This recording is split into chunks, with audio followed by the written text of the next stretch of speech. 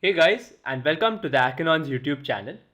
You may have seen this B character leading before a string in Python, but you have no idea what it means. So you've come to the right place. So today we're going to learn about it. So the B notation is simply used to specify the bytes string in Python.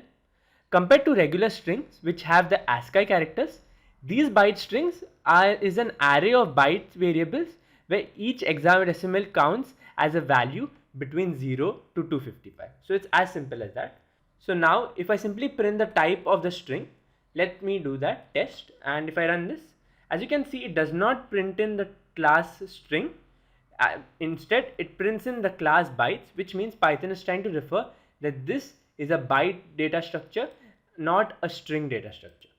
We can also convert a normal string to a byte data structure. So now this is a string on the line 1. To convert it to a byte data structure, all you need to do is, let me just print the statement for now, and all I've got to do is say is test dot encode. It's as simple as that. A string function is prepared so that you can simply encode the string from one data type to the other. And as you can see, now first let me just cancel this and rerun the code. Now you can see this B character is present on the output window, which tries to tell us that this string is now a byte data structure. So that explains the application of B statement in Python.